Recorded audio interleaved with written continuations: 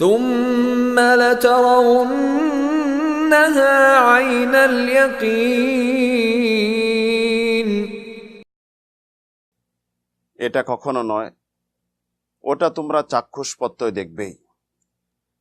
আল্লাহ রাব্বুল আলামিন পূর্বের আয়াতে ঘোষণা দিয়েছেন লাতারাউন্নাল জাহিম, যে তোমরা অবশ্যই জাহান্নাম দেখবে।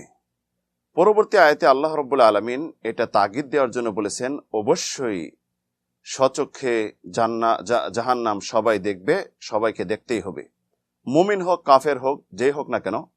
আল্লাহ রাব্বুল আলামিন মুমিনদেরকে জাহান্নাম দেখাবেন, পরবর্তীতে তা থেকে নিরাপদে নিয়ে আসবেন, উদ্ধার করে জান্নাত দিবেন। মুমিনরা যেন বুঝতে পারে, চিনতে পারে আল্লাহ রাব্বুল আলামিনের যে তাদের প্রতি রহম করেছেন, দয়া করেছেন, সেটা যেন বুঝতে পারে। আর কাফেরদেরকে লাঞ্ছিত অবস্থায়, অপমানিত অবস্থায় সে জাহান্নামে নিক্ষেপ করবেন। তাই আল্লাহ রাব্বুল আলামিন সূরাতুল মারিয়ামে ঘোষণা করতেছেন ওয়া ইম মিনকুম ইল্লা ওয়ারিদুহা কানা আলা রাব্বিকা হাতমান মাকদিয়া সুম্মা নুনাজ্জিল লাযীনা ইত্তাকাউ ওয়া নাযারুয যালিমিনা ফিহা জিসিয়া,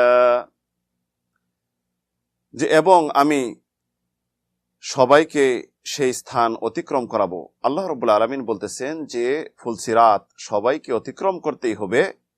পরবর্তী বলতেছেন যে আমি মুমিন মুত্তাকিন যারা রয়েছে তাদেরকে সেই থেকে রক্ষা করব, নিরাপদে নিয়ে আসবো, আর কাফেরদেরকে, জালেম অত্যাচারীদেরকে নাতুজানু অবস্থায়, অপমানিত অবস্থায় সেইখানে রেখে দিব।